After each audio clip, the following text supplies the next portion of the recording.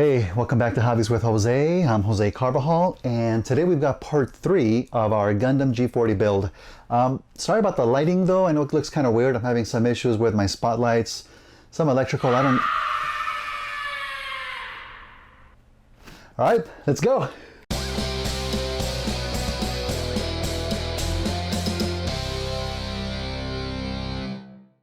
Thanks for joining me again, everyone. Good to have you back. So we're going to continue with our Gundam build today, and as I've mentioned before, which I have to say again, I thought I was done painting, but I did see now that there's some other joint sections that I'm going to give that steel color touch as well, just to add some more layers of detail onto it.